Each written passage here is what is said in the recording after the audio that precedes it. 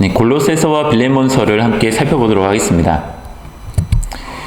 빌레몬서는 빌레몬이라는 한 개인에게 보낸 서신이고요. 또 골로새서는 골로새 지역에 있는 교회 공동체에게 보낸 서신입니다. 신약 성경의 배열로 보면 이 두 성경은 떨어져 있어요. 그런데 이 두 서신은 떨어져 있다고 해서 관련이 없느냐? 그렇지 않아요. 이 두 서신은 이 빌레몬이 골로새 교회의 일원이라는 점에서 연결이 됩니다. 어쩌면 바울은 이 두 서신을 함께 보냈을 것이라고 많은 이들이 추측하고 있습니다.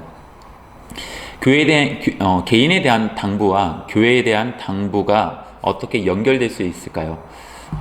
연결될 것 같지 않은 이 이야기를 오늘 우리가 함께 살펴보면서 어떻게 연결될 수 있는가를 한번 조금은 생각해 보시면 아마 이번에 빌레몬서와 골로새서를 여러분이 묵상하실 때에 좀 더 통찰력을 얻게 되실 수 있을 것 같습니다.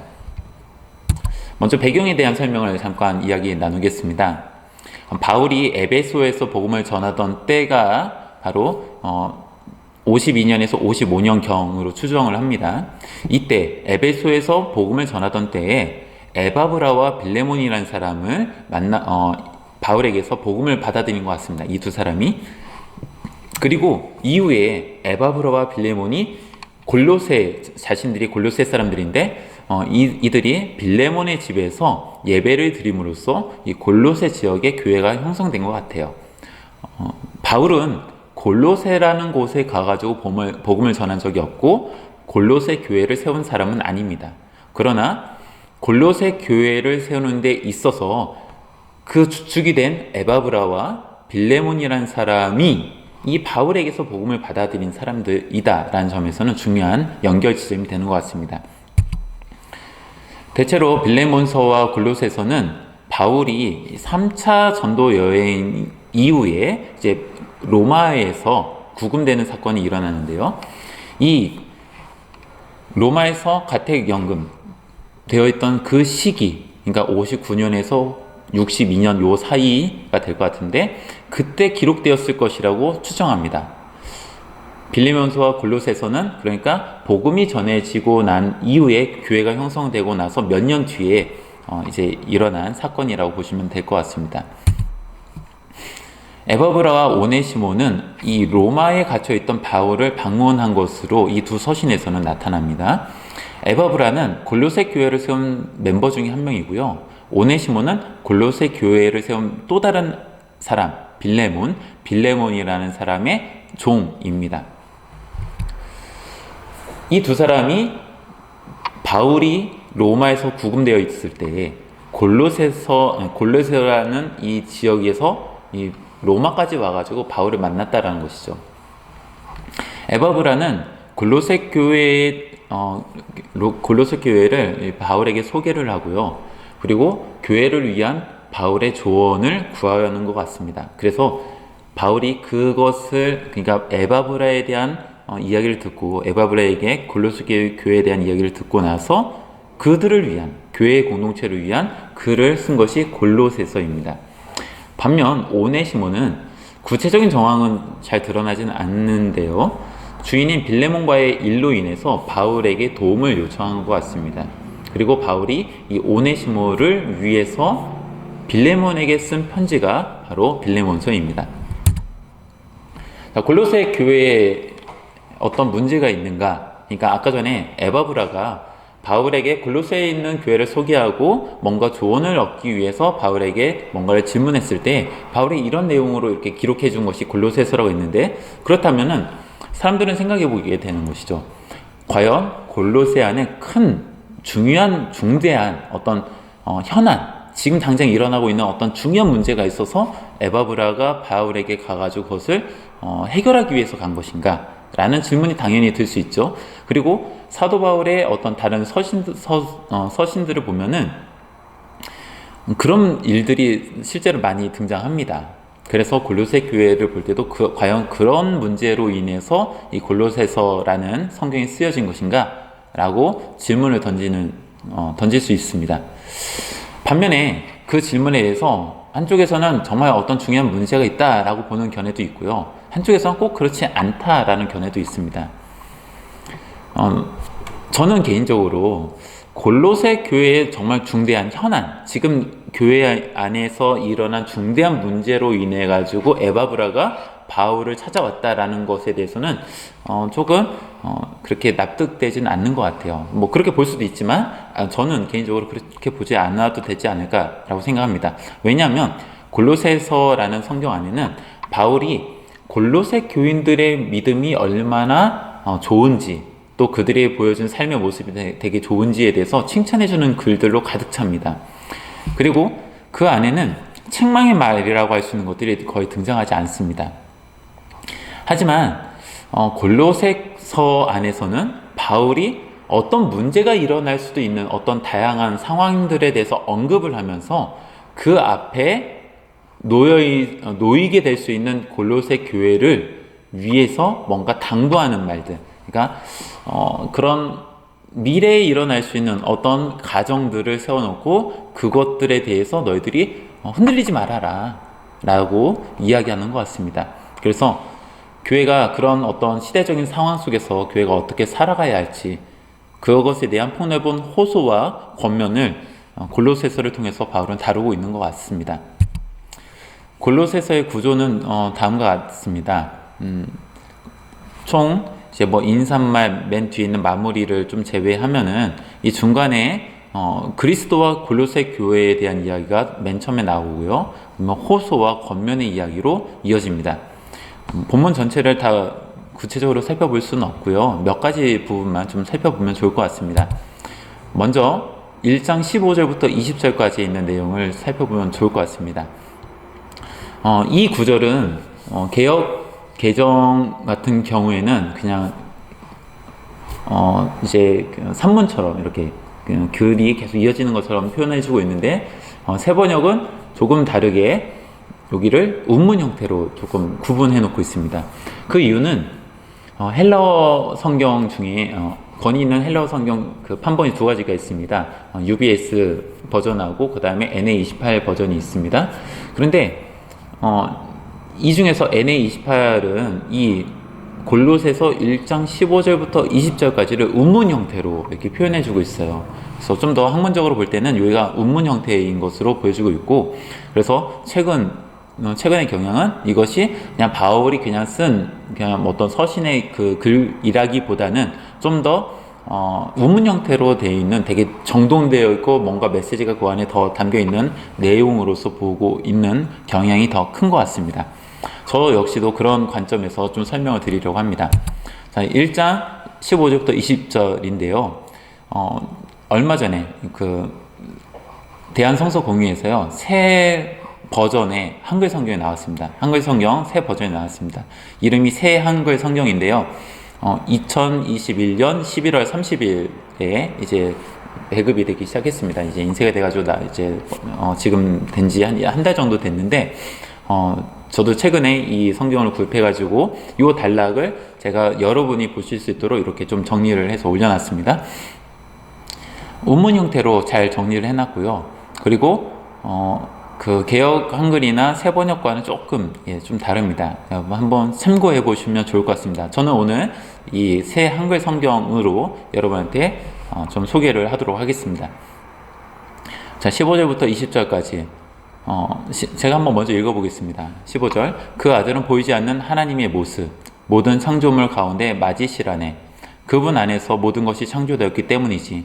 하늘에 있는 것들이나 땅 위에 있는 것들이나 보이는 것들이나 보이지 않는 것들이나 왕권이나 통치권이나 지배권이나 권력이나 모든 것들이 그분을 통해서 또 그분을 위해서 창조되었다네.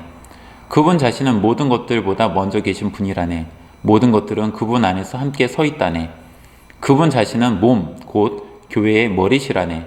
그분은 시작이시오 죽은 사람들 가운데서 맨 처음 새로 태어나신 분이시라네. 모든 것들 가운데서 그분 자신이 맨 처음이 되고자 하심이었지. 하나님이 좋아하셨기 때문이라네.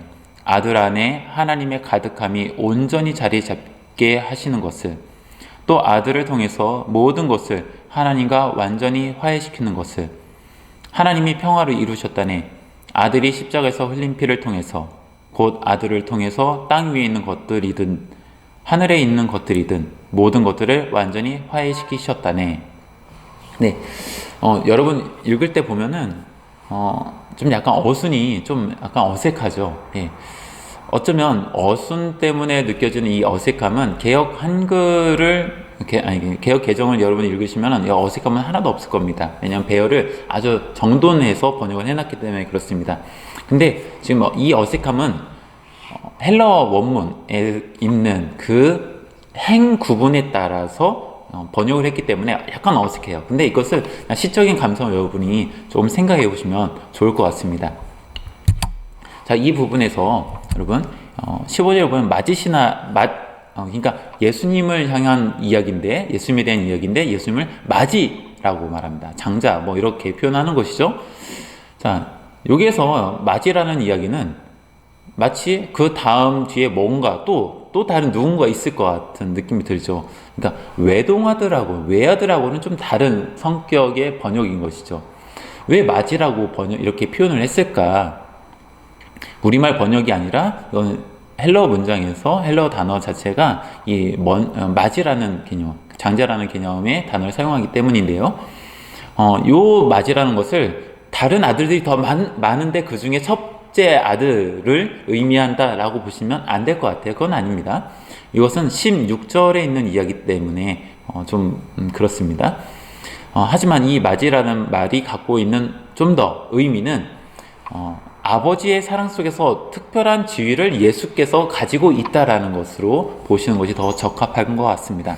자, 왜 그러면 맞이라는 그런 표현을 했을까? 이게 산문이 아니라 운문이라는 것을 여러분 생각하시면 좋겠어요. 운문의 이미지, 그것을 좀 더 생각해 보는 것이 필요합니다. 자, 16절은 일행부터 육행으로 되어 있는데 일행과 육행이 같은 의미로 수미상관 형태를 보이고 있습니다. 그래서 그 안에 있는 것들이 모두 다 예수님 안에서 모든 것들이 창조되었다라는 이야기를 하고 있어요. 자, 첫 번째, 두 번째로 나눠볼 수 있습니다. 이행과 삼행은 하늘에 있는 것들이나 땅에 있는 것들, 보이는 것들이나 보이지 않는 것들 같이 묶어볼 수 있고요. 또 사행과 오행을 왕권이나 통치권, 지배권이나 권력, 똑같은 개념으로 볼 수 있습니다. 그래서 히브리 운문에서도 이런 평행법이라는 개념으로 많이 나타나는데, 여기도 약간 그런 것처럼 평행법처럼 이행과 삼행, 그 다음에 사행과 오행이 같은 개념으로 엮여 있습니다. 그리고 그것을 일행과 육행이 이렇게 감싸고 있는 구조인 것이죠. 즉 예수님이 뭔가를 창조하셨다, 모든 것들을 창조하셨다. 그 창조하신 것이 동그라미 1번과 2번으로 구분될 수 있는 것이죠. 근데 여기서 우리가 생각해 볼 때 창세기 1장, 2장에 나와 있는 어떤 다양한 창조에 대한 이야기들이 있는데, 그 창조는 이 동그라미 1번, 2번 중에 어떤 것에 해당되냐면 1번에 좀 더 가까운 것이죠. 2번은 하나님이 창조하신 성격으로 보기보다는 세상에서 사람들이 만들어낸 것들로 볼 수 있는 여지가 더 많은 것 같습니다. 그런데 골로새서 1장 15절부터 20절에 있는 이 내용, 이 운문, 이 시는 사람들이 만들어낸 그런 것으로 볼 수 있는 것인데, 충분히 그러는 것인데, 그조차도 예수님에 의해서 만들어진 것이라고 이야기합니다. 세상에 있는 모든 것들, 그냥 눈에 보이는 어떤 이런 자연, 이 세상만, 이 세계만 하나님 만드셨느냐? 그렇지 않다는 거예요. 그 안에서 사람들이 만들어낸 모든 것들까지도 하나님께서, 즉 예수님께서 만드신 것이다 라고 말하고 있다. 자, 이 부분을 여러분 좀 한번 왜 골로새서 안에 이런 내용을 포함시키고 있을까, 이 운문으로 되어 있는 내용을 포함시키고 있을까를 좀 잘 생각해 보시는 게 필요한 것 같습니다. 이 아이가 골로새서 전체 안에서 또 다시 한번 반복되어서 그 이미지가 계속 등장할 것 같습니다. 자, 15절에 예수님께서 맞이라고 하는 것은 창조된 다른 어떤 것들을 존재하게끔 한 너무나도 특별한 지위 가운데 있는 분이 바로 예수님이다라는 것을 표현해 주는 것이다. 자,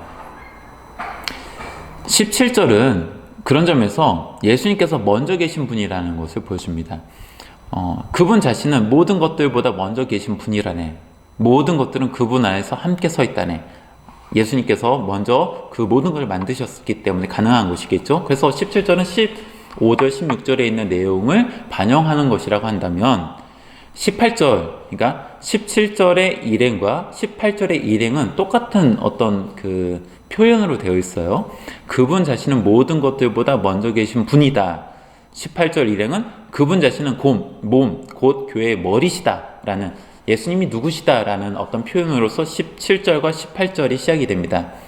자, 예수님은 어떤 분이신가? 18절은 교회의 죄송합니다. 그분 자신은 몸, 곧 교회의 머리시다라고 표현하고 있어요. 머리가 무엇인가? 그분은 시작이시다라는 것이죠. 이행에서 시작이시다. 그래서 교회의 머리는 시작이란 개념으로서 보는 것이 더 적합한 겁니다. 그냥 다르게 생각하지 마시고 이것을 그 운문, 어떤 평행법이라는 개념에서 같이 보면은 같은 개념으로 보시는 게 더 좋습니다. 그리고 사명과 사행도 같은 개념으로 보시면 좋을 것 같은데, 죽은 사람들 가운데서 맨 처음 새로 태어나신 분, 사행은 모든 것들 가운데 그분 자신의 맨 처음이 되고자 하심이었지. 십자가에 죽으시고 부활하신 예수님을 가리켜서 예수님만 그렇게 된 것이 아니라 예수님으로 인해서 그 뒤에 있는 그 그리스도인들, 예수님을 믿는 사람들은 그렇게 될 거다. 맨 처음이 되셨다. 시작이 되셨다. 그분이 머리시다라는 표현을 이 18절에서 보여주고 있습니다.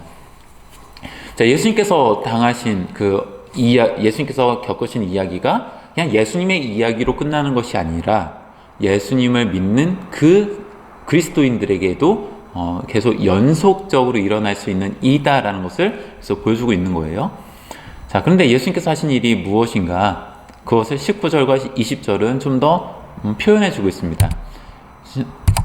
19절과 20절에서 예수님으로 인해서 어떤 결과물들이 있어요. 예수님께서 무엇을 하셨는가? 예수님께서 죽은 사람들 가운데 맨 처음 새로 태어나신 분이 되면서 일어난 의는 무엇인가? 그것을 19절, 20절에서는 이렇게 표현합니다. 화해시키셨다. 평화를 이루셨다. 하나님과 인간 사이에 화해를 이루신 분이 바로 예수님께서 하신 일이다 라는 것이죠. 자, 15절부터 20절에 있는 이 짧은 구절인 것처럼 보이지만 이 구절이 갖고 있는 의미를 여러분들이 좀 깊이 생각하시면서 묵상하실 때에 이제 골로새서 이후에 나오는 이야기들을 좀 더 다양한 의미로 여러분들이 좀 풍성하게 생각해 볼 수 있을 것 같습니다. 자, 골로새서 그 다음 단락에 있는 내용을 또 보시면 좋겠습니다. 1장 21절부터 22장 5절까지가 이 첫 번째 단락인데 여기에서 연결되는 부위가 있어요. 그래서 두 번째 단락 호소 파트로 넘어가는 거는 2장 6절 7절인데요. 여기 원래 단락은 나뉘어 있는데 이 지점, 연결되는 지점을 한번 좀 살펴보면 좋겠습니다. 골로새서 2장 1절부터 7절을 저는 좀 가져왔는데, 자, 여기서 보면요, 사도 바울이 골로새 교인들에게 이렇게 말합니다. 나는 여러분이 알기를 바랍니다. 뭔가를 알기를 바란대요. 근데 그 아는 것이 어떤 내용이냐? 무엇을 골로새 교인들이 알았으면 좋겠는가 봤더니 나의 싸움, 즉 사도 바울의 싸움이 얼마나 치열한지를 골로새 교인들이 알았으면 좋겠다라는 거예요. 그러면 사도 바울은 어떤 싸움을 싸우고 있느냐? 그것은 하나님의 비밀인 그리스도님을 온전히 깨달아 알게 하는 것이다라는 거예요. 사도 바울이 먼저 예수 그리스도에 대한 이야기를 알고 깨달았고 나서 자기는 이렇게 그것을 전하는데 치열하게 싸우고 있다는 거예요. 그것을 그리스도의 복음을 가지고 치열하게 싸우는 나의 이야기, 사도 바울의 이야기를 골로새 교인들이 알았으면 좋겠다는 것이죠. 자, 그리고 나서 6절, 7절에서는 그러므로 여러분들이, 자, 여기서 그러므로는 건 이제 어떻게 보면은 논리적인 전개를 펼치는 것인데, 여기서 여러분은 골로새 교인들이죠. 골로새 교인 여러분들이 그리스도 예수님, 곧 주님을 맞아들였으니 주님 안에서 살아가십시오. 어떻게 보면은 골로새서 1장에서는 사도 바울은요, 골로새 교인들은 이미 예수님을 믿고 나서 되게 그 믿음을 잘 키워가고 있다는 것을 먼저 칭찬해 줬어요. 막 폭풍 칭찬하듯이 칭찬해 줬어요. 그런데 지금 6절에서 2장 6절에서 주님 안에서 살아가십시오 라고 말하고 있는데 그게 같은 정도의 의미일까 한번 좀 생각해 보시면 좋겠습니다. 좀 더 저는 생각하기를 좀 더 다른 의미인 것 같아요. 앞에 있는 그 사도 바울이 내가 어떻게 그 복음을 받아들이고 얼마나 치열하게 살아가고 있는지를 말했고 여러분이 이것을 알았으면 좋겠다라고 말했는데 그 겉면, 그 호소와 겉면으로 이어지는 이 단락에서 사도 바울은 골로새 교인들이 주님 안에서 살아갔으면 좋겠다. 근데 7절에서는 이렇게 말합니다. 주님 안에서 뿌리가 내려지고 든든히 세워져서 가르침 받은 대로 믿음 안에서 튼튼해지십시오. 그냥 단순하게 살아가는 것의 이야기가 아니라 좀 더 적극적으로, 좀 더 뭔가 강력하게 뭔가 살아가기를 원한다라는 것이죠. 자, 순서로 보면요. 이 이야기의 순서로 보면 제일 먼저 있었던 것은 바로 예수 그리스도께서 행하신 사건이죠. 하나님의 비밀인 그리스도님을 온전히 깨달아 알게 하는 것이라고 사도 바울은 말하고 있는데 먼저 예수님께서 하신 것이죠. 예수님께서 보이신 십자가 사건, 그것을 사도 바울이 알았던 것이고 그리고 그것을 위해서 사도 바울은 지금 치열하게 살아가고 있는 거예요. 그리고 이 치열하게 살아가는 사도 바울 자신을 이제 하나의 모델처럼 제시하면서 당신들도 그렇게 살아가라. 뿌리를 내려서 튼튼하게 살아가라. 라고 말하고 있습니다. 자, 이거를 좀 더 정리를 한번 해볼까요? 예수 그리스도께서 십자가를 통해 우리를 하나님과 화해시킨 이야기가 먼저였습니다. 그 이야기를 사도 바울은 복음이라고 말하는 거예요. 그 복음을 깨달은 사람들, 누가 먼저 깨달았냐? 바로 자기 자신, 사도 바울이 먼저 깨달았죠. 그리고 이것을 전하기 위하여 치열하게 살아가고 있습니다. 바울은 이 골로새서 안에서 이렇게 표현합니다. 자기가 그렇게 치열하게 살아가는 복음을 전하는 것을 뭐라고 표현하냐면 그 복음을 전하면서 지금 자신이 로마 감옥에, 그러니까 가택연금인데 가택연금되어 있는 이 상황을 이렇게 표현해주고 있어요. 그리스도의 남은 고난의 몫을 교회를 위해서 내가 받고 있다. 자, 이거는 그냥 문학적인 표현이라고 보시면 좋을 것 같아요. 이게 실제적으로 예수님께서 십자가에 달리셨는데 그때 어떤 고난이 완전히 다 이루지 못하고 일부 남겨놨느냐, 일부 남겨놨기 때문에 사도 바울이 그 남은 고난을 지금 받고 있느냐, 그럴 수 없는 거죠. 그건 아닌 거죠. 예수님께서 철저하게 그 고난을 다 받으셨어요. 다만 사도 바울은 그 예수님께서 받으신 고난을 또 자기도 받아야 된다. 십자가를 지라고 하는, 예수님께서 복음서에서 제자들에게 너희의 십자가를 지라고 하신 말씀처럼 사도 바울도 자기의 고난을 받는다는 거예요. 예수님께서 남기신 몫이라고 했지만 그건 고난의 몫이 아니라, 남기신 몫이 아니라 예수 그리스도께서 부탁하신 그 고난의 몫을 나도 받고 있다는 거예요. 그게 지금 실제로는 어떻게 나타나느냐? 복음을 전하다가 이렇게 가택연금의 상황에 놓여져 있는 것, 그것으로 보는 것이죠. 자, 그런데 사도 바울은 여기서 멈추지 않습니다. 자신의 이야기가 골로새 교인들에게 전해지고 이 이야기를 들은 골로새 교인들이 예수 그리스도의 가르침에 뿌리 내려 살아가기를 원한다는 거예요. 여기서 살아간다는 것은 그냥 예수 믿으면 모든 것이 다 복받고 축복된 삶으로 살아가느냐, 무조건 다 마냥 행복하냐, 탄탄대로를 걷는 것이냐, 형통한 삶을 살아가는 것이냐, 과연 그러한가? 여기는 일말의 고난이라고 하는, 고통이라는 그런 건 전혀 없느냐? 있다라는 거예요. 예수님께서 그것을 경험하셨고 또 사도 바울도 그걸 경험하고 있고 또 골로새 교인들도 그것을 경험할 수밖에 없다는 것입니다. 물론 이 고난의 표현이, 고난의 형태는 달라져요. 모든 사람들한테 다 일괄 동일한 고난이 아닙니다. 사람마다 다 다른 것이죠. 자, 그 이야기를 이제 후반부에서 이렇게 전개하는 것 같습니다. 자, 권면 파트가 3장 5절부터 4장 6절로 이어지는 이 파트인데요. 3장 5절부터 11절에는 옛 옷을 벗어 던져라 라는 내용이 나오고요. 또 3장 12절부터 17절까지는 새 옷으로 갈아입어라 라는 이야기가 나옵니다. 되게 유명하고 또 여러분 많이 알고 있는 표현들이실 겁니다. 자, 그리고 나서 3장 18절부터 4장 1절에는 실질적인 지침들에 대해서 언급을 합니다. 사도 바울은 어떤 교회의 어떤 문제나 어떤 권면의 내용이 있을 때에 먼저 앞부분에서는 모든 서신서들의 대체로 서신서들에 있어서 앞부분에서는 교리적인 부분을 설명했다라고 한다면 뒷부분에서는 실제적인 구체적인 지침들을 가르쳐 언급하는 경우들이 상당히 많습니다. 골로새서 안에서도 그런 것처럼 지금 구성이 되어 있어요.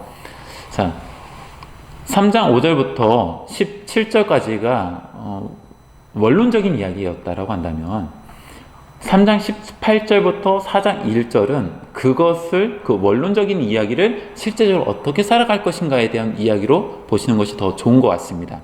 그래서 이것을 서로 다른 이야기로 보지 마시고 연결되는 이야기다.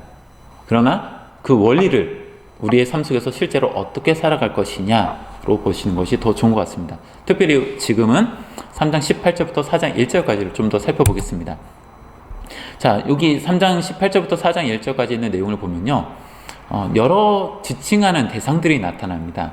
먼저는 18절에는 아내 여러분, 그 다음에 19절에서는 남편 여러분, 그 다음에 20절에서는 자녀 여러분, 21절에서는 아버지 여러분, 22절에서는 종 여러분, 그리고 4장 1절에서는 주인 여러분이라고 대상들을 지칭하고 그들에 해당되는 어떤 짤막한 혹은 좀 긴 내용을 서술하고 있어요. 자, 먼저 나타나는 사람들 총 6개의 분류인데 이 내용에 보면은 두 개가 하나의 짝으로 구성되고 있다는 걸 보게 됩니다. 먼저는 아내와 남편, 18절과 19절이 아내와 남편으로 구성되어 있고 20절과 21절은 자녀와 아버지, 부모라고 볼 수도 있겠죠. 또 22절과 4장 1절은 종과 주인이라는 하나의 개념, 이게 카테고리 안에서 3개의 카테고리로 나누어서 지금 설명해 주고 있어요. 자, 그런데 먼저 그 각 부분에서 3개의 파트에서 먼저 지칭되는 사람들이 누구냐?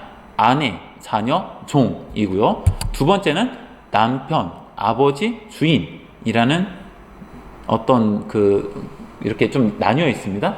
자, 이 부분을 보면은 먼저 언급한 사람들은 누구냐면 그 당시의 사회적인 신분, 지위를 놓고 본다면은 좀 더 사회적인 지위가 낮은 사람들이 먼저 언급되고 있어요.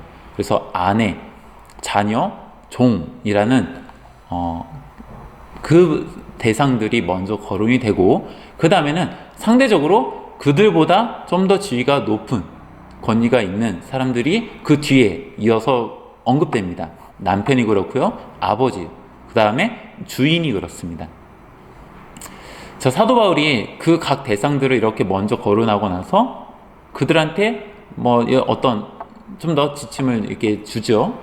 자, 그런데 먼저 18절에 있는 내용을 보면 아내 여러분, 남편의 지위를 인정하십시오. 그렇게 하는 것이 주님 안에서 적절합니다. 주님 안에서 적절합니다. 라는 당위성을 이렇게 말하고 있어요. 또 20절도 보면은 자녀 여러분, 모든 일에 부모님께 순종하십시오. 이것이 주님 마음에 드는 것이니까요. 라고 말하고 있고요. 또 22절부터 좀 요 파트는 긴데요. 종 여러분 하면서 23절 보면 여러분이 무슨 일을 하든지 목숨을 다해 일하십시오. 주님께 하듯이 하고 사람에게 하듯이 하지 마십시오. 여기서 말하는 대상은 주인에게 그렇게 하라는 이야기죠. 여기 있는 내용만 보면요, 사회적인 약자들한테 사회적인 강자들을 잘 섬겨라 라고 말하는 것처럼 되어 있어요. 어떻게 보면은 사도 바울이 그 당시의 문화적인 관습 아래 그것을 옹호하는 것처럼 보여지는 달라기도 합니다.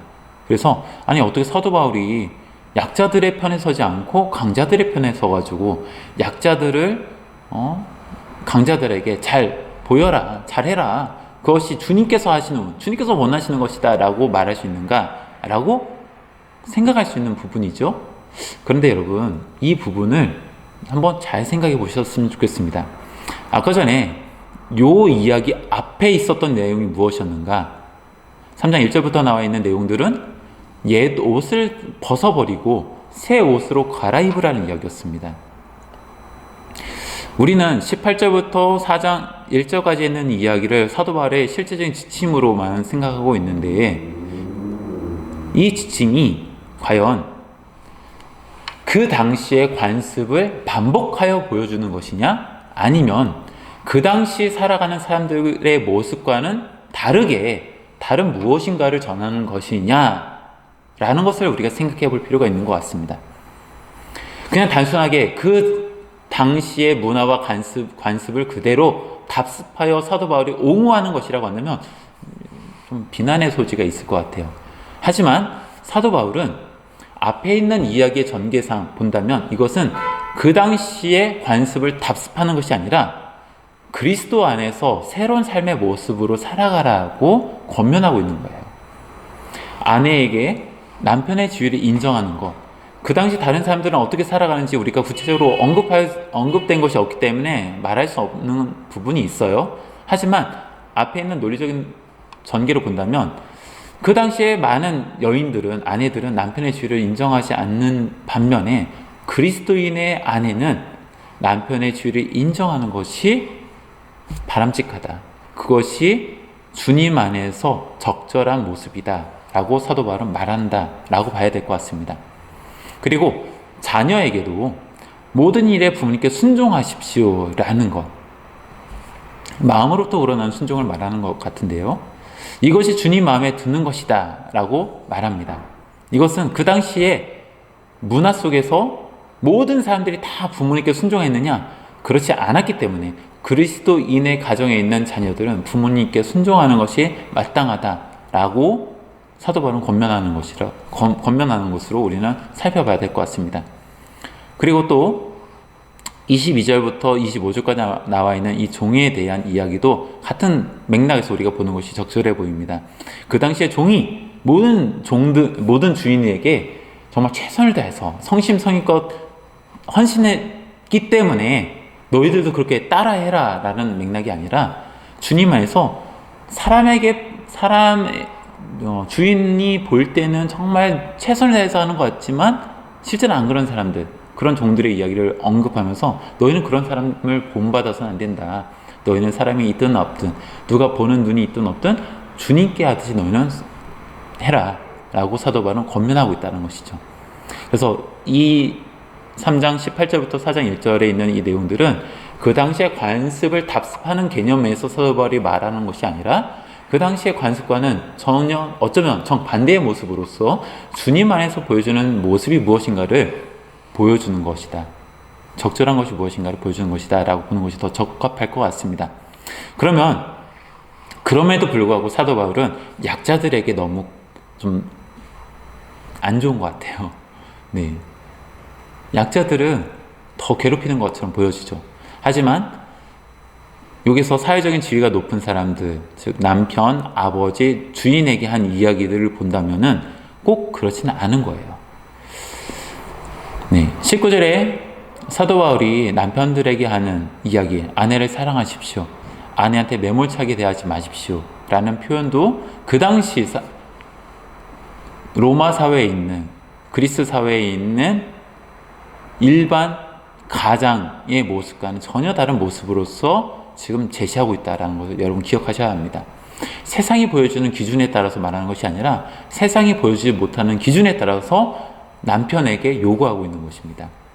또 자녀를 둔 부모에게도 그런 이야기를 하고 있는 것이죠. 아버지 여러분, 여기서 아버지라는 표현을 썼지만 문자적인 표현은 그렇게 했지만 의미는 부모라고 봐도 되겠죠. 여러분의 자녀들을 짜증나게 하지 마십시오. 그들이 풀이 죽지 않도록 하십시오. 이게 새 한글 번역입니다. 새 한글 성경 번역입니다. 네. 자녀를 대하는 모습도 그 당시 문화와는 다른 그리스도인 가정이 보여주는 모습에 대해서 말하고 있다라고 보시는 게 좋습니다. 자, 그리고 4장 1절도 주인에게 하는 이야기도 마찬가지입니다.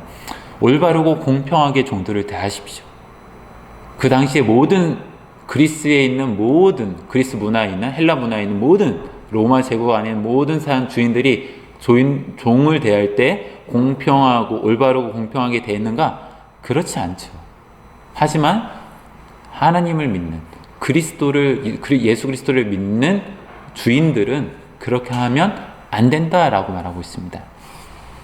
그리고 나서 주님, 당위성을, 종교적인 당위성을 막 이렇게 부여한 게 사회적인 약자들한테만 부여한 것 같았는데, 맨 마지막에 보면은 4장 1절에서는 주인 여러분, 올바르고 공평하게 종들을 대하십시오. 여러분 자신들도 하늘에 주인을 모시고 있다는 것을 아시잖아요. 즉, 당신이 이 땅에서는 주인일지 몰라도 더 큰 맥락에서 본다면 하늘에 당신들의 주인이 있다. 즉, 당신들은 하나님 안에서, 주님 안에서 당신들은 종에 불과하다라는 것입니다. 이 18절부터 4장 1절까지 있는 단락에서 보면은 분량으로 보면요, 누구에 대한 이야기가 제일 많냐면요, 종에 대한 이야기가 제일 분량적으로 보면 제일 많습니다. 그래서 어떻게 보면은 사회적인 약자 중에 약자인 종에 대해서 사도 바울이 되게 억압하는 것처럼 보여질 수 있어요. 그런데 이 이야기의 흐름을 보면은 주인에게도 말할 때 당신에게도 주인이 있다. 즉, 당신은 종이다라는 메시지를 던져주고 있습니다. 그런 맥락에서 볼 때 종에 대한 이야기는 모든 사람들을 향한 이야기로 확대될 수 있는 것이죠. 그렇기 때문에 종에 대해서 사도 바울이 억압적으로 막 되게 너무 억압하듯이 되게 많은 것을 요구하고 있다라고만 보시지 마시고, 모든 사람들이 하나님 앞에서 종이라는 사실을 기억하고 이 종에 대한 내용을 여러분들이 더 살펴보시는 것이 적합할 것 같습니다. 자, 이 내용을 좀 더 간단하게 요약을 해보면 이렇습니다. 총 6부류의 사람들이 있지만 이 부류를 두 개로 나눠서 3개의 분류로 해볼 수 있습니다. 이 사람들에 대한 이야기는 앞에 나와 있는 3장 1절부터 17절까지 나와 있는 내용을 통해서 우리가 볼 수 있는 것은 옛옷을 벗고 새 옷을 입은 사람들의 실제적인 삶의 모습이다.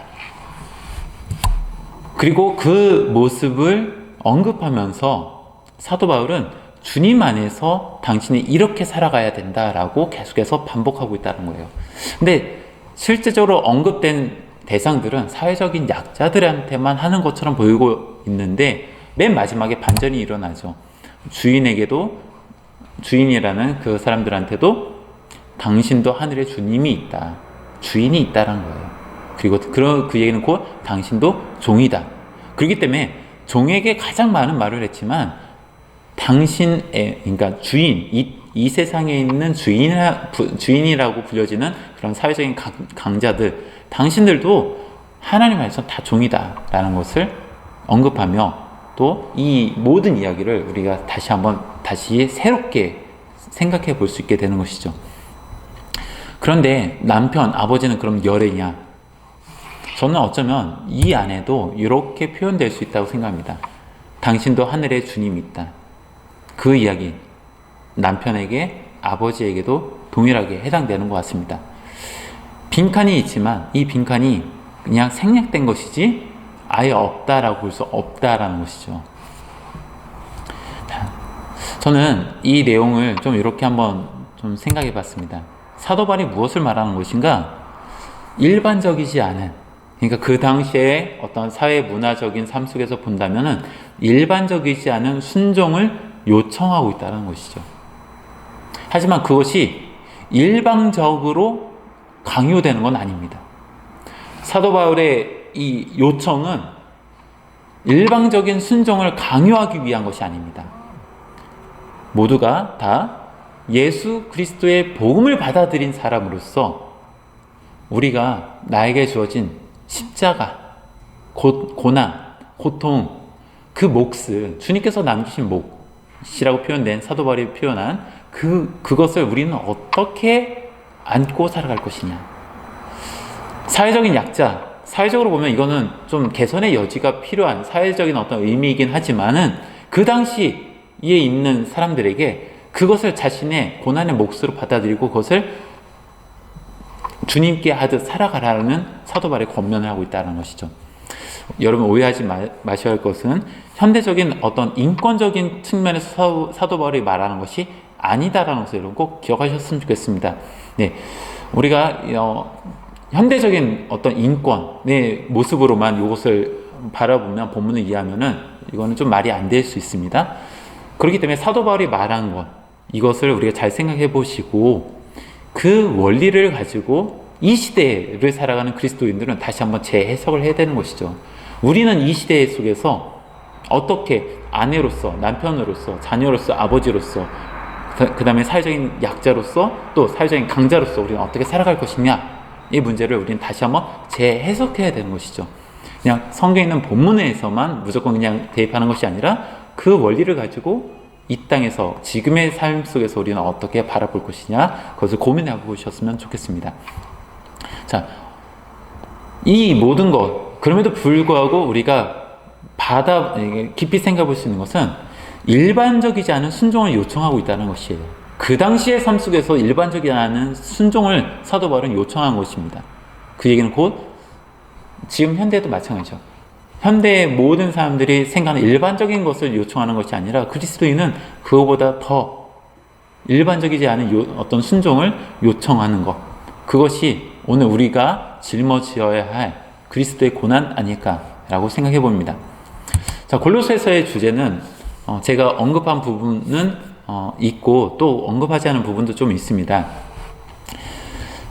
첫 번째, 바울은 예수 그리스도에 대한 가르침을 더욱 굳건하게 하여 골로새 교회가 거짓 가르침에 대해 스스로 경계하도록 한다라는 내용이 골로새서 안에 있습니다. 네. 근데 저는 앞에서 언급할 때에 그것이 골로새 교회 안에 있는 현안, 지금 마주대하고 있는 아주 현실적인 문제였느냐라고 한다면 그건 아닌 것 같아요. 네, 그것까지는 아닌 것 같아요. 하지만 충분히 예상 가능한 일이었다. 그렇기 때문에 에바브라를 통해서 골로새 교회의 이야기를 들었을 때 사도 바울은 그런 문제들에 대하여 언급을 하되 그 언급이 되게 구체적으로 정말 장황하게 설명되는 건 아니더라라는 것이죠. 하지만 그런 언급은 분명히 있고 그 언급의 가장 큰 테두리는 그리스도의 가르침을 기억해라. 그리고 그 가르침 안에서 다른 데에 휘둘리지 말아라. 여러 가지 거짓된 가르침, 특별히 여기서 신비주의적인 어떤 모습들, 그 다음에 유대적인 어떤 모습들, 이런 것들이 등장하는데 그런 것들에 현혹되지 말아라.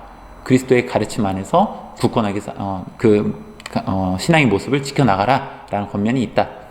그리고 또 한 가지는 제가 오늘 여러분과 함께 살펴본 건데, 아울러 그리스도인으로 칭송받는 골로새 교인들이 더욱 그러니까 그전에는 그렇게 살지 못했는데 앞으로는 이렇게 살아라가 아니라 지금까지 잘 살아가고 있지만 그보다 더욱 그리스도의 가르침을 따라 계급처럼 나뉘어져 있는 세상에서 화해를 이루는 삶을 살도록 권면하고 있다는 거예요.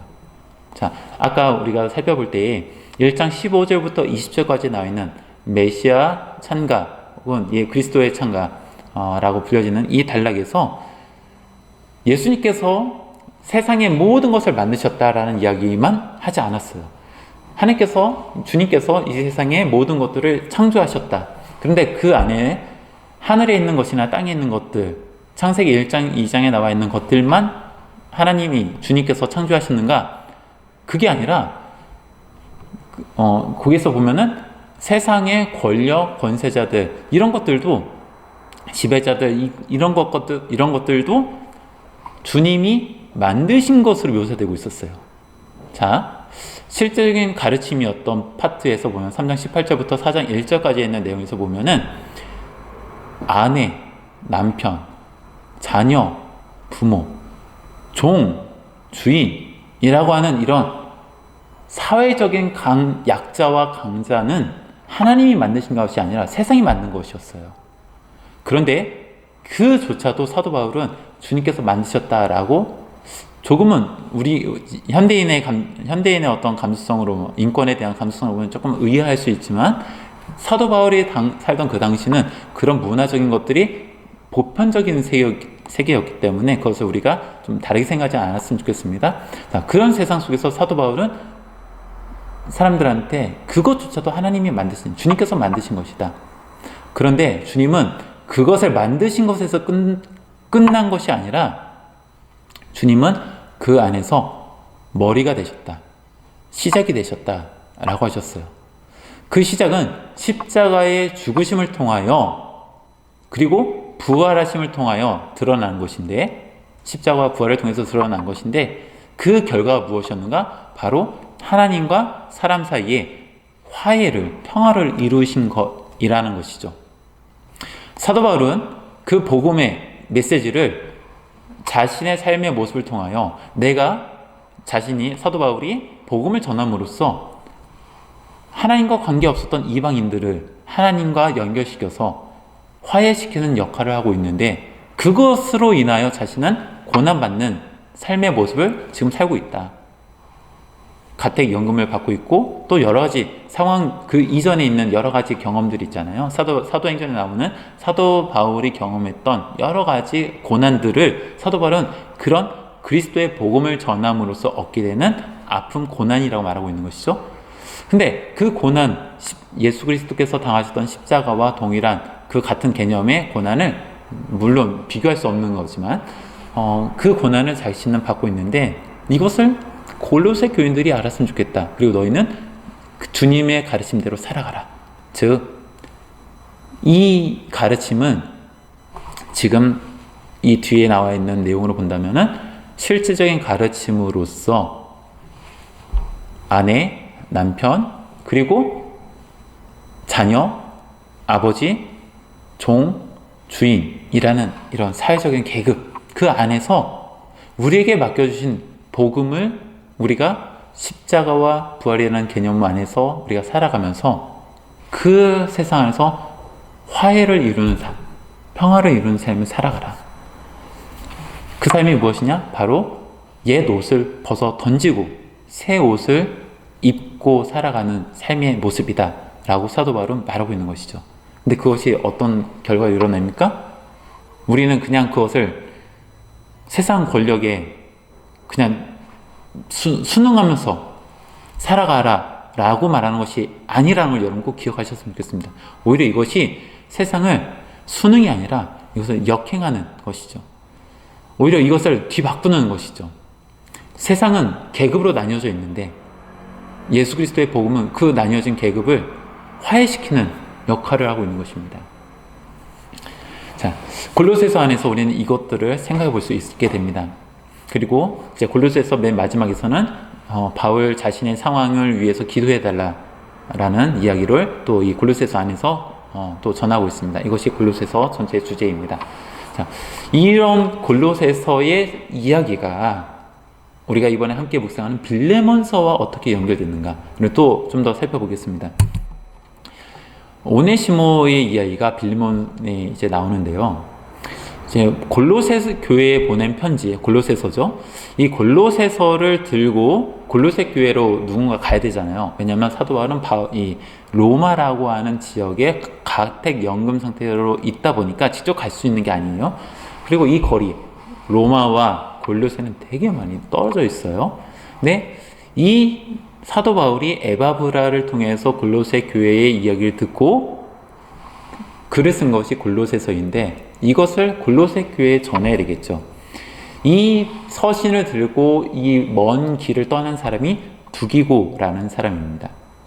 그런데 골로새서에 보면은 이 두기고에 대한 이야기도 하면서 동시에 두기고와 함께 골로새 교회를 방문한 사람을 거론하는데 그게 바로 오네시모입니다. 이 오네시모는 앞서 설명드린 것처럼 골로새 교회의 중요한 일원이었던 빌레몬의 종이었습니다. 사도 바울은 빌레몬에게 편지를 보냈는데요. 그게 빌레몬서입니다. 이 편지에 나와 있는 표현들을 보면은 사도 바울에게 있어서 빌레몬의 종인 이 오네시모는 사도 바울에게 있어서는 갇힌 중에 낳은 아들이라고 표현해 줍니다. 갇혔다라는 표현은 사도 바울이 지금 구금 상태에 있기 때문에 그런 것이겠죠. 갇힌 중에 낳은 아들, 실제 아들은 아니겠죠. 영적인 아들, 믿음의 아들이라는 표현이겠죠. 그리고 유익한 자라고 말합니다. 오네시모라는 이름 자체가 무익한 자라는 어떤 의미를 갖고 있거든요. 그래서 이게 언어 유희예요. 이름 자체는 무익한 사람이지만 나한테는 유익한 사람이 되었다 라는 이야기고, 또 사도 바울이 오네시모를 가리켜 내 신복이다, 그만큼 나한테 충성된 사람이다 라는 것을 표현해주고 있어요. 반면에 이 오네시모는 오네시모의 주인이었던 빌레몬에게는 어떤 사람인가? 바로 종인 것은 먼저 언급이 된 거고, 어떤 종인가? 경제적인 피해를 입힌 사람이라는 어떤 내용을 암시하고 있어요. 경제적으로 피해를 입혔다. 그래서 사도 바울은 그 피해에 대해서 내가 배상해 주겠다 라고 이렇게 말하기도 합니다. 또 한 가지, 여러 가지 정황을 봤을 때 이 오네시모는 도망친 사람이에요. 빌레몬에게 있어서 오네시모는 어떤 종이냐? 경제적인 피해를 입히고 도망친 종에 불과합니다. 당시 문화 속에서 볼 때에 주인의 경제적인 피해를 입힐 때에도 처벌할 수 있고요. 도망친 종에 대해서도 처벌할 수 있어요. 옛날 우리나라, 예전에 추노라는 드라마가 있었는데, 과거 우리나라에서도 도망친 하인, 종을 이제 잡는 그런 일들이 있잖아요. 마찬가지로 그래서 이렇게 인두해가지고 막 낙인 찍죠. 근데 그 이상의 처벌도 가능한 거예요. 근데 바울은 지금 그런 주인에게 경제적인 피해를 입혀서 도망친 오네시모를 내가 갇힌 중에 낳은 아들이다, 정말 나한테는 유익한 사람이다, 나의 신복이다 라고 하면서 빌레몬에게 다시 돌려보낸 거예요. 그래서 편지 하나를 써주기를, 그 편지를 통해서 빌레몬에게 말하기를 당신이 경제적으로 피해 입히고 도망친 오네시모, 즉 그래서 마땅히 처벌해도 마땅한 종인 이 오네시모를 용서해 줬으면 좋겠다. 근데 그냥 용서만 해주는 것이 아니라 더 나아가 종으로서 대하는 것이 아니라 이제는 형제로서 대해줘라 라고 권면하고 있어요. 부탁하고 있어요. 한번 생각해 보세요. 그 당시에 빌레몬만 종이 있는 주인은 아니었을 거예요. 그 주변에도 더 많은 종을 거느린 주인들이 많았을 겁니다. 그리고 그 당시에 어떤 내용들을 보면은 종의 숫자는요, 주인의 경제적인 숫자와 비례합니다. 돈이 많은 사람일수록, 경제적으로 힘 있는 사람일수록 종이 많은 사회 상황을 그 당시에 보여주고 있어요. 그리고 로마 사회 전체는 종의 숫자가 월등히 많았습니다. 자유민 그런 사람들보다 훨씬 더 많았어요. 종의 숫자가 월등하게 많았습니다. 그런데 그런 사회 속에서 종이 주인에게 해를 입히고 도망치는 사례가 이게 오네시모만 있는 건 아니겠죠? 그런 사례를 주인이 방치하거나 방조하면 어떻게 될까요? 그 사회가 순식간에 무너질 가능성이 있겠죠? 그래서 주인은 엄격하게 그런 잘못된 행동을 한 종을 처벌합니다. 가차없이 처벌하는 것이죠. 그게 그 당시의 문화라고 보시면 될 것 같습니다. 근데 사도 바울이 말한 권면은 그 당시의 일반적인 어떤 문화적인 어떤 것들을 빌레몬에게 요청하는 것이 아니라 그것을 뛰어넘는 일반적이지 않은 요청을 하고 있는 거예요. 용서해 주는 것도 되게 큰 어떤 아량을 베푸는 것인데, 용서를 뛰어넘어 종이 아니라 형제로서 이제 대해달라라는 것은, 이건 그 당시 관습을 뛰어넘는 정말 놀라운, 있을 수 없는 일을 지금 요청하고 있는 것입니다.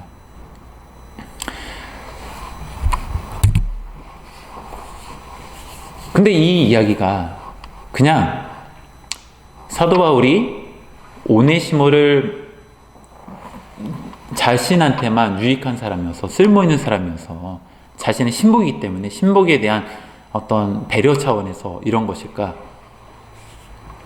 오늘 앞서 우리가 살펴본 것처럼 골로새서 안에 있는 이야기들을 여러분 함께 생각해 보시면 좋겠습니다. 옛사람을 버리고 새사람을 입은 그리스도인의 삶이 무엇인가? 그것을 실제적으로 살아가는 이야기가 무엇인가? 그 이야기가 지금 골로새서라고 하는 편지로서 지금 골로새 교회에 전해졌어요.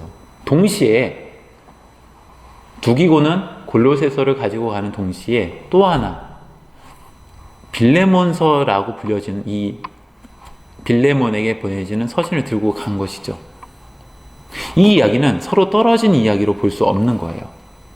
빌레몬에게 요청하는 사도 바울의 메시지도 골로새서에 있는 이야기와 결이 같은 것입니다.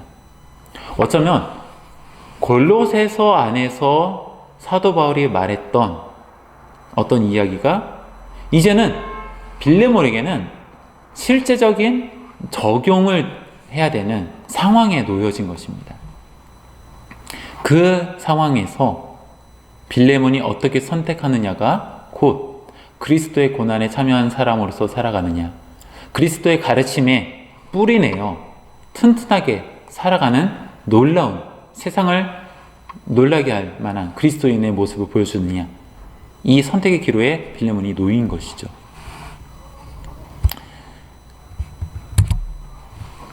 여러분, 저는 오늘 이제 여기까지가 이제 골로새서와 빌레몬서에 대한 이야기이고요. 좀 마무리를 하면 좀 이렇습니다. 이번 산책을 준비하면서 좀 많이 생각해 본 것이 말씀 묵상이 무엇일까? 다시 한번 생각해 봤습니다. 때로는 우리는 성경 이야기를 제대로 하는 거 너무나 필요한 것 같습니다. 많은 이들이 성경에 있는 이야기를 제대로 이해하지 못한 채 성경을 읽다 보니까 오해하는 경우들이 많잖아요. 그러다 보니 성경을 제대로 이해하는 거 너무나도 중요한 것 같습니다. 그리고 또 한 가지, 성경을 많이 아는 것도 참 유익함이 있습니다. 많이 안다는 것은 다양한 사례들을 우리가 알아서 우리가 이런 상황에 놓였을 때 우리는 어떻게 하나님께 나아갈 수 있는가, 이런 상황에 놓인 사람들에게는 어떤 메시지를 전할 수 있는가라는 다양한 사례들을 우리는 알 수 있기 때문에 성경에 있는 이야기를 많이 하는 것이 유익한 점도 있습니다. 하지만 그런 것들이 그냥 단순한 지식과 정보라는 차원에 머물러 있다라고 한다면 그것은 온전한 말씀 묵상은 아닐 수도 있겠다라는 생각을 다시 한번 해보게 되었습니다. 만일 빌레몬이 예수 그리스도의 그 가르침을 지식과 정보의 정도로만 받아들였다라고 한다면, 내가 예수님을 믿으면 나는 이제 지옥 가지 않고 천국 간다. 난 이제 구원받았으니까 나의 삶은 이제는 하나님께서 나를 축복해 주실 거야 라고만 한다라고 한다면, 그 정도에 머물러 있다라고 한다면 과연 사도 바울의 그 권면, 자신에게 경제적인 피해를 입히고 도망친 종인 오네시모를 용서해 줄 뿐만 아니라 종이 아닌 형제로 받아주라라고 하는 이 권면에 응답할 수 있었을까요? 성경은 빌레몬이 바울의 요청에 따랐는지 따르지 않았는지 전하고 있지 않습니다.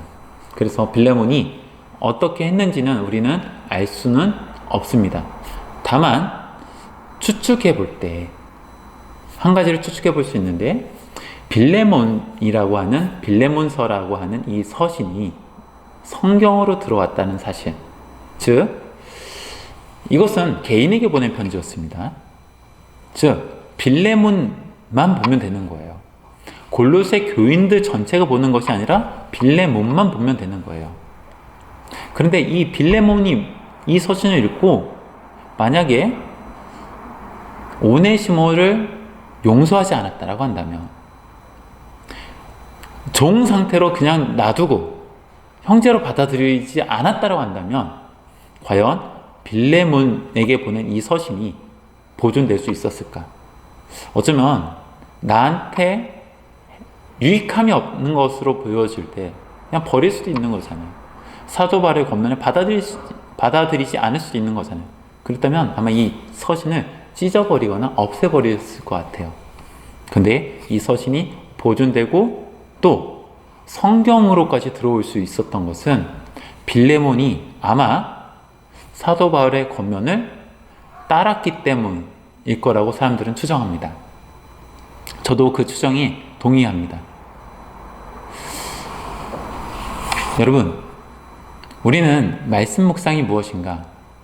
그냥 성경에 있는 이야기를 많이 아는 것, 또 그것을 나의 이야기로 그냥 나의 삶에 어떤 의미만을 부여하는 것, 나의 삶을 촉촉하게 부드럽게 만들어주고 나한테 행복감을 만끽하는 것, 그것이 성경 묵상인가? 말씀 묵상인가?